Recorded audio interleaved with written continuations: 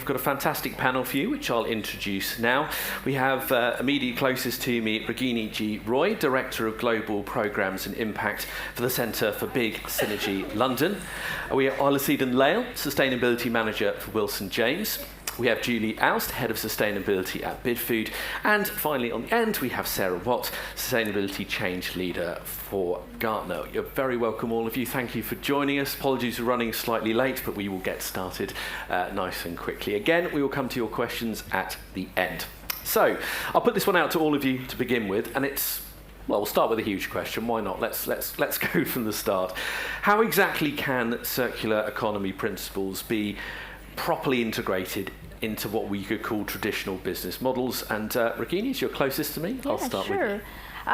It is an important question that needs to be answered, and it is a tough one as well, because at the end of the day, businesses, although we think that they are transitioning well, we could understand from our consumer feedback as well as from while talking to lots of businesses, that's an uphill struggle. And there are various factors why it is an uphill struggle, because of course till now the definition of business has been very different from what we are facing at the moment. The value system at which we have been brought up to has been different, and the definition of profits needs to be reevaluated. We need to see that what profit means to the business community, to all the communities around the world, and internationally, nationally, in the and everywhere, because profit doesn't just, it's not about money, it's about little time that you can also spend with your family, the time that you give to your employees, and all that can be integrated into circular economic principles that businesses are building on, starting from reducing, reusing, recycling, being integrated in product design, creating less waste, and all that we know of. Within that, also giving that the value for profit is also about the planet, its people. That is, I think, where the solution lies. Businesses need to understand that, we know there's initial investment will be higher. It will be a tough world for us. It's a road not taken. So we all in it together. And so it is important we do it well, do it together, and fight it out, because there are huge benefits for it. And the first important benefit that we see is, other than just looking at the economic benefit, it is also the environmental benefit, and more so the brand positioning. If you are a business which is finally switches to become circular, your brand positioning is massive. Your customer loyalty will increase with time, because we are a consumer-focused organization talking to thousands and millions of people every day. And what we see is consumers are actually moving in the right direction. They're asking for products that are sustainable. So there's a huge benefit for businesses to become circular at the end of the day. Yeah, when there's that consumer interest, that's half the battle. Same question, I'll pass it down the line. Yeah, I think from my perspective, how circular economy can be integrated into business as we know it. I think just a broad spectrum of approaches that could be taken to achieve the level of integration we are looking for. But I think a key area would be in product design. Now, for products to be circular, they have to be designed in a certain way to a certain level of quality that allows them to be reused, and also, especially when you look at it from the point of view of the ability to disassemble and reassemble certain products, that means that it increases the likelihood of them being reused in that way. Also, building products to a certain quality level has a way of extending the lifespan of that product, which also ties in to the likelihood of it being reused and really passed around within the economy. Another key area, like my colleague here highlighted, is being able to influence the consumers, because at the end of the day, the consumers play a very, very key role in the process. And I think pricing, which could be a bit of an odd viewpoint, could play a significant role. And I'll give an example. When all of us buy stuff, we tend to rank them according to the price that we pay for the things we buy.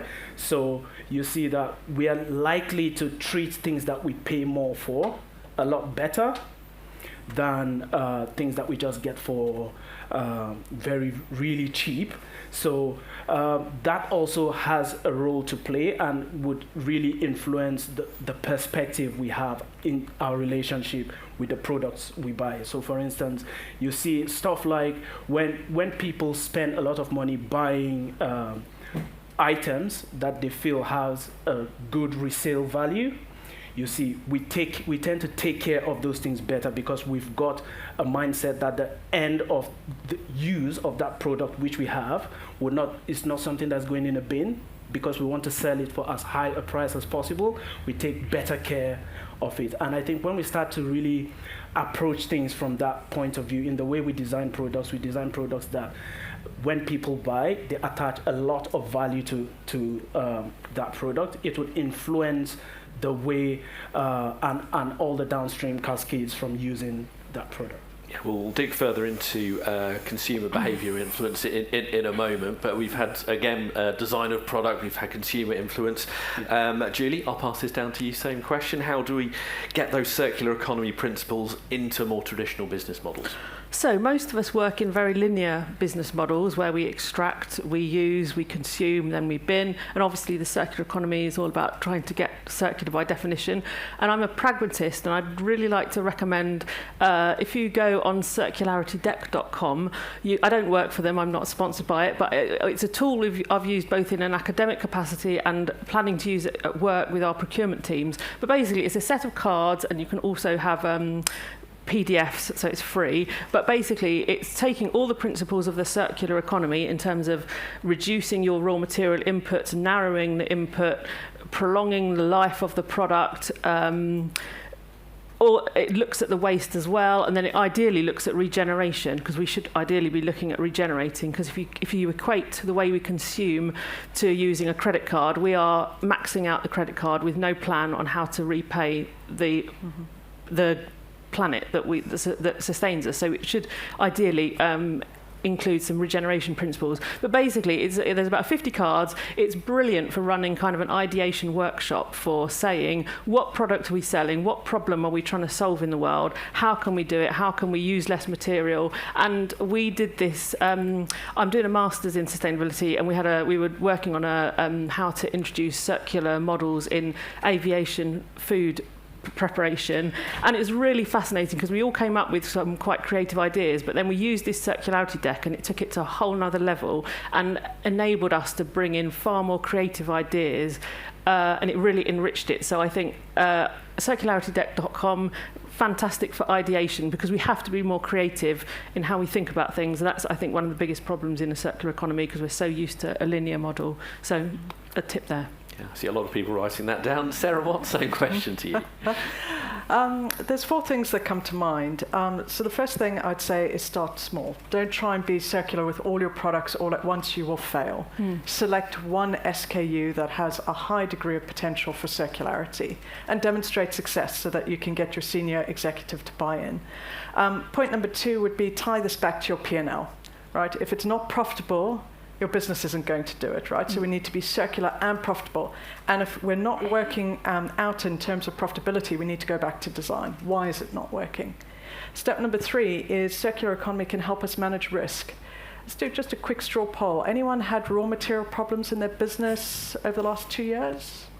1, 2, couple of people, yeah, okay. So many of us have experienced raw material risks, and having circular products can help us mitigate some of those raw material risks and still meet customer needs by giving them those products in a slightly different way. Step number 4 is see circular economy linked to your net zero strategies as well. If we use materials and products much more effectively, we're also helping our organizations to reach net zero as well. So it's not a standalone issue. This links into your broader sustainability strategy. And all too often we think in a very siloed way when it comes to sustainability. This is a systemic issue, and it connects into whether it be your water strategy, whether it be your carbon strategy, etc. You've led me on very nicely to where I want to go next, Sarah, and that is about the tangible benefits for companies of having circular economy principles built into the way they do things. I think, well, the benefits are relatively obvious, but I guess the key question is, how do you prove those benefits to the people who make the decision to change how you do things, to introduce those circular economy principles? So what advice would any of you have about how you go to that decision maker to show the tangible benefits that are going to come? I'll maybe kick us off if that's Sure. okay. So one of the biggest anxieties that I hear when shifting from a linear model to a circular model is worries about cannibalization of market share. So if we release a circular product to market at a slightly lower price point, aren't we undermining our market position? And it's a valid concern. So the first thing to do is to acknowledge that your senior leaders are going to have concerns about circular business models. It's not to ignore those concerns, but look at how we can then address those concerns. So companies that do the circular economy really well and are starting to scale in this space, they've leveraged the circular economy not to shrink market share, but to grow market share, to reach consumers at different price points in different markets. And so what I'd encourage you to do is to start off with selecting one product, one SKU. Let's get it right for one. Build leadership confidence before we then start looking more broadly across the business. Now, for some companies, they can't be circular, right? It's really difficult because they're making a component that goes into a bigger product and we're never going to get that component back. So for them, it's about looking at circularity within business operations. So it's about identifying those points of value for your organization, proving those points, and then start to scale those out. I would just like to add to what Sarah said. It's another aspect that businesses should be looking at is collaboration, which is hard because we are all competitive and we know that it's a difficult terrain to tread on. The reason is, I'll give you an example of the Kohlberg model, which is a Danish model which comes from my sector, which is pharmaceuticals, where I've worked in for quite a few years. And what has happened is a lot of big companies and small companies have come together, and what they have done is embedded circularity but through collaboration, and collaboration in an interesting manner, which is just like a supplier-customer thing, where they are sharing resources. So one person's waste becomes another person's substrate. And considering pharmaceuticals being a very regulated industry and highly competitive, but collaboration has been possible. And lots of businesses, they are like 120 billion pounds turnover businesses, have come together and they are helping smaller businesses to come into the community and exchanging ideas. And the first thing that has motivated and the outcome has been transparency. Although they have highly regulated IPs, but still they have shared the issues that they have been facing and the problems that they have been tying with, and they are coming together. They're sharing water resources, they're sharing energy. So one person's surplus energy, so one company's surplus energy is being given to the other. So as a community, they have really done well, and they have saved the planet a lot of carbon. They have also grown economically, and they have proved that collaboration and competitiveness can go together. And that could be a great solution for all industries. If it can happen in pharma, it can happen anywhere. Yeah. I think, oh, sorry, go on. Okay, just to add to what she said is just thinking from the term circular economy. The term circular in itself shows that the circular economy cannot function without collaboration, because then it involves the passing of resources, which could be a waste for me. I need to find someone that this is useful for, and then just keep the circle going. And obviously you can't just keep a circle going just by yourself, so it necessitates collaboration. Something else I would like to add to that is a way to really approach senior leadership to make those suggestions is, I don't know if, I'm sure so many of us here have had situations where you need to make an investment that is really heavy, and I'm sure before you commit to that sort of investment, so much thought and planning, asking questions. You're always so apprehensive about that. And you also need to think that this is how senior leadership of any business is going to be.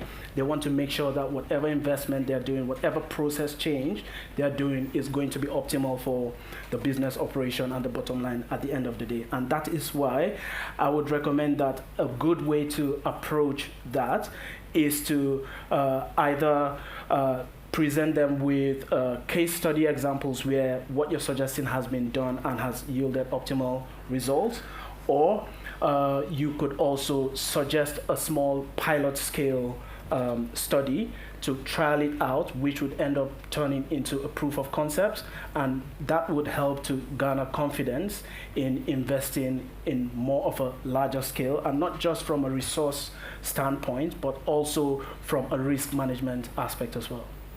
I think one thing I'd add is in a circular economy, you're trying to transition your customer, ideally from a consumer that just buys and bins ultimately, to a user. So I think a selling point is that you're more likely to generate customer loyalty because you're creating a relationship with them where that they are ultimately a user. So if you look at Smol, for example, I don't work for Smol, sorry, I keep dropping names in, but if you look at Smol, you know, I buy my cleaning products from them. It's kind of a subscription. It ties me in. I'm not buying any other cleaning products because that company is great service. It gives me, so that's a really good circular example where I'm tied to that company because of the relationship. So I think that's a really good motivation for customer retention, but also I think a selling point is developing resilience, because as Sarah was saying, lots of our businesses have been exposed to supply chain shocks or price rises. So the less raw material you are bringing into your business, the less you're exposed to supply risks. So I think those are two things that you can, selling points. We'll move on to consumers in just a moment, but I know one regular question that comes up with anything to do with circular economy is about, and it's something I spoke to Angela about before you in the last fireside, is day one, meeting one. You know, you've got your approval from whoever makes said decision to go ahead with some kind of trial or proof of concept. You know, you've picked a product to go ahead with. We've got all that in place. We've got the go ahead. We've got a team together. What advice would all of you have either from your own personal experience or advice you've given to others or examples you've seen? How do you actually get that project up off the ground and ultimately a success? And I'll throw that open to all of you. Know your customer, know your market, right? So you can be as circular as you want to be, but if no one's going to buy it, we're wasting our time, right? And we're creating more carbon in the process. So you have to know which markets you're going to resell these circular products into. Ideally, you'd be doing a life cycle analysis so that we can optimize those circular routes as much as possible. You'd be thinking about where we're going to do remanufacturing, how that's going to happen. Is that in-house, outsourced? And so it really comes down to optimizing, but know your customer. Because if it doesn't sell, if we create this great circular product, but it doesn't take off in the market, you're setting back your circular strategy for the next 4 years, right? Because your leaders are going to disengage. And so that product selection, that resale market, that engagement with sales and alignment of sales incentives, right? Because if sales are incentivized just to sell new product, your circular product's not going to take off as well. And then you're going to be sitting with costly inventory and costly carbon for your business. And again, you lose when it comes to winning on that project. So customers, sales, really important to know both those stakeholders, to understand what makes them tick, and to look at your incentive structure as well. Again, I saw an awful lot of pens moving in the room with that advice. I'll move that down the line. Any further thoughts on that? I would like to add to that, to Sarah's about customers. I think consumers are the boss in a way. They are leading us towards understanding whether the product could be circular and whether that would sell. So usually what businesses we speak to every day, they tend to get themselves circular and look at the business functions and get the right boxes ticked and doing the right thing. But an interesting aspect from the consumer's point of view that we have seen is we advise businesses to actually make consumers aware of sustainability and the circular principles, because many businesses are actually going ahead and doing that. So actually helping consumers understand, so the wider public, the common man. So they are your consumers. How did Facebook take over the world? Because we didn't have Facebook before, right? But now we all participate in that, and we are all into it because that was a product that was brought to us, and they made us aware that we really need it. So if we let our consumers know that they actually need this, and consumer education and awareness is crucial. Businesses have to go out of the way, so big and small businesses, and help educate the consumers. And that is the way forward. Because, for example, we do the world's biggest sustainability film festival as UNCSO. And that is actually helping brands, businesses, as well as filmmakers communicate sustainability through films, through visual images, and that is educating millions of people. So we have reached 8 million people in 90 countries actually, and it's an amazing thing what we are seeing, that films where people have shown that there is a school on a boat in a flood-prone area in one part of the world have actually inspired another person to open a small library in their own city and on a bus, so which is amazing. So real changes can happen when consumers get inspired. They will go and buy your product because now they know what is the value for it. So consumer education, you've had knowing your customer, all good advice. Yeah, just to add to that, I think a very good start point from my perspective would be that initial supply chain engagement, not just with your suppliers, but also you have to think of what happens downstream, your customers and all of that. Get them involved in the conversation, let them know this is what we're looking to do, just in a way as a sort of feasibility assessment. And then this should be followed by like a pilot project, which should not be run on a company level, but if possible, look at how to reel in your entire supply chain to the pilot project. Because what this does is it gives everyone within the product line a feel and an initial experience for what you're proposing, and then they have a very good idea, and that way you can start to gather feedback to see if this is going to work before you try to implement that on a bigger scale, and that kind of sets you up for success. And during that process you get to learn a lot of lessons, see what needs to be tweaked to be able to make the system work, and then you really just take it from there. Just picking up on the pilot, how do you pick what you pilot? Because obviously if you didn't previously have a circular economy mindset and the product was to be made, to be used, to be thrown, do you need to find something in your product range which closely fits to that kind of pattern that could sort of work in that environment? Is that the way to approach it? Absolutely, that's one way to approach it. Also, you could use a risk-based approach to select the products. So the one that would have the minimum risk to the business by that trial period. So that could be another way to do the product selection. I don't know if anyone else has. Julie, you're about to jump in. We're a B2B business, so I, like Sarah was saying about knowing your customer and exploring which ones would be willing to kind of work with you, because you really need to kind of acknowledge the ecosystem in which you're operating so that they work with you. So I think if you work with your customer, understand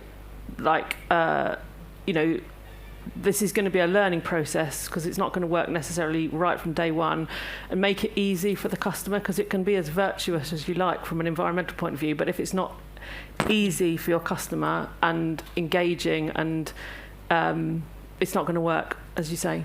I'm going to pick up on that customer point that we've been talking about. So customer awareness is great, and I'm not dismissing that, but we need to have reverse flows.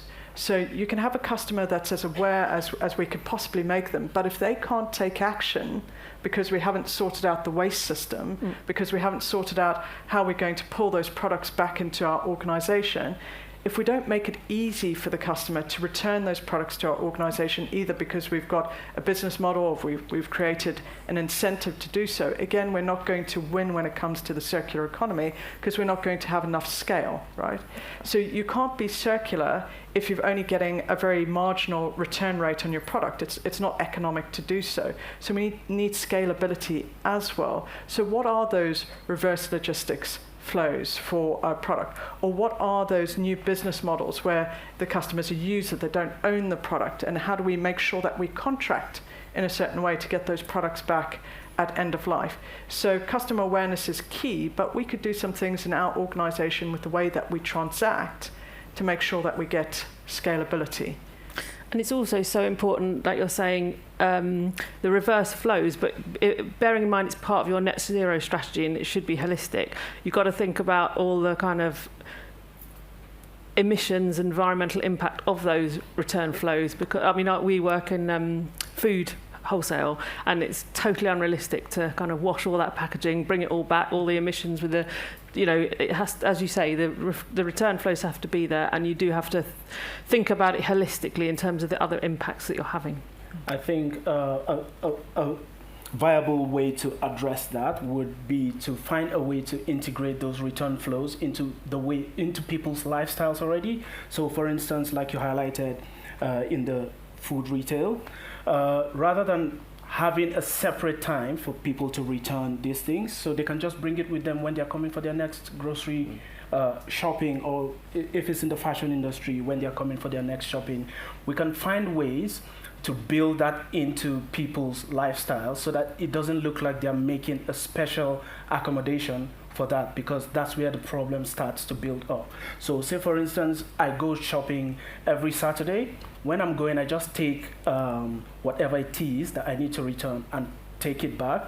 That way I'm not burning more carbon just for the circular economy, because I would have still gone there anyway. So I think just finding ways to integrate these into people's pre-existing lifestyles without having to make people make significant lifestyle changes sets us up for a higher chance of success. Yeah, I know when I get my print cartridge through the post, there's an envelope in the box, and you almost feel guilty if you didn't do it. It'd be almost rude not to. And it'd also be rude not for me to go to the audience when there are so many people in today. Let's get some questions. We have plenty of hands going up. I think the first one was just, actually, Charlie, if you start there, just on the aisle, and then we've got two more over there, and I think we have another one over there. Sorry, I'm struggling with the lights a little bit. Hi all, thanks for your thoughts, really interesting. I wanted to follow up on that point around knowing your customer and customer experiences.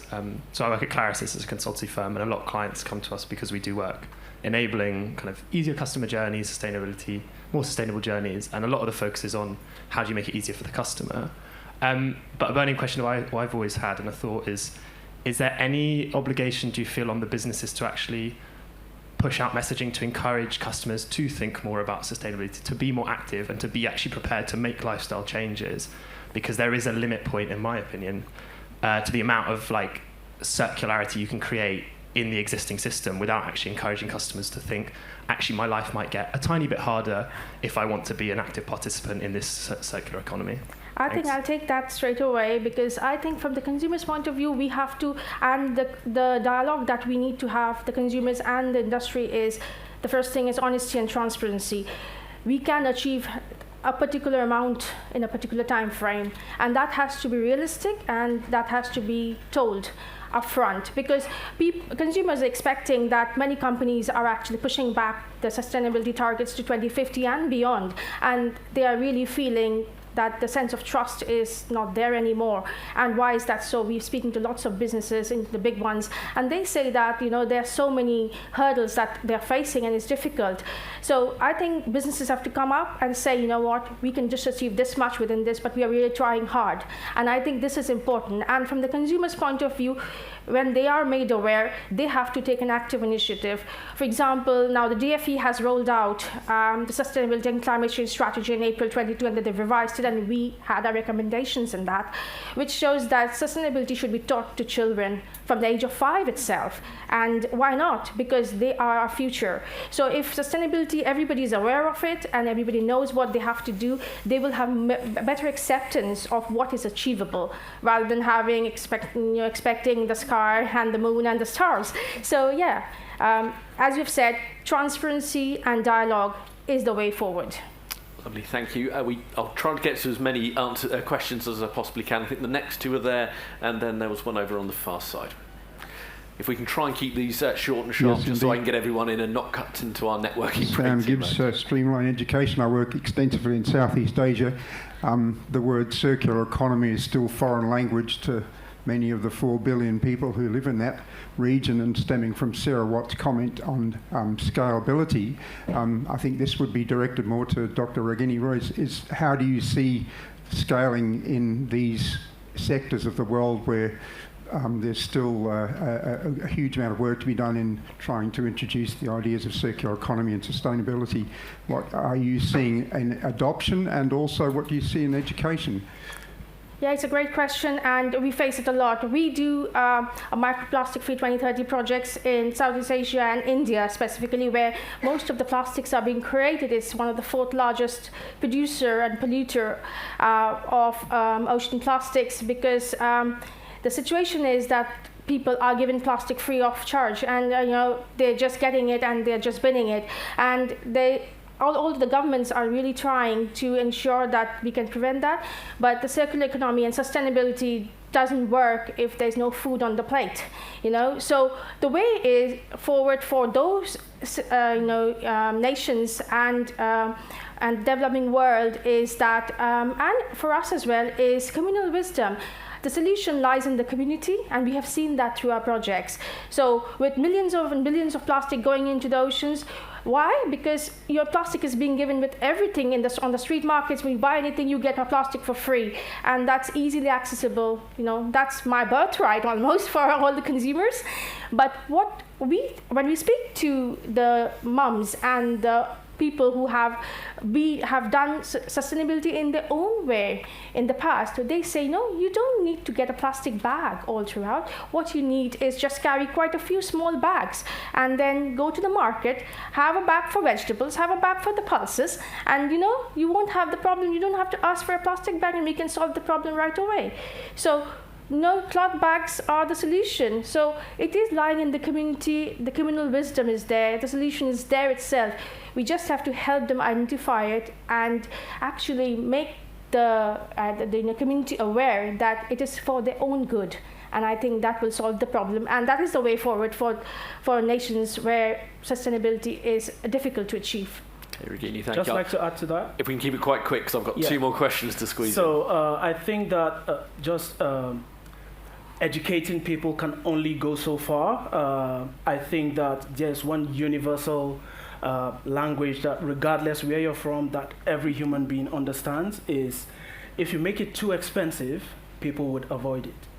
So I feel like that would be really efficacious in tackling this plastic problem. So I think the easiest way to make people start buying reusable bags and bring it with them when they're coming shopping, tackling the plastic issue, is to make the plastic packaging that you buy to put your shopping in really expensive. That would force people to start buying, because unless the alternative becomes cheaper than what is the status quo, then it's going to be really, really hard to drive change. So if you hit where it hurts, so for instance, because I think so many of us, and I've been guilty of this on several occasions, I buy reusable shopping bags, but then there's times that I forget them at home and I have to buy another one when I go out. So, I have a cupboard full. Yeah.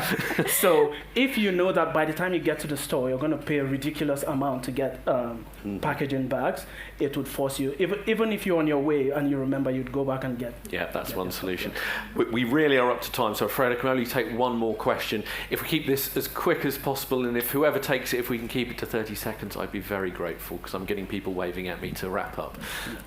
Challenge accepted. Hi, I'm Net from, I'm actually the sustainability manager for your catering company today, and very aptly the reusable scheme for your coffee cups. I'm doing the pilot, you're all my guinea pigs. How that has been learnings, the intention behaviour gap, maybe from your customer base, and when your customer base is transient in the event space. I'd love to have any kind of pointers on that one.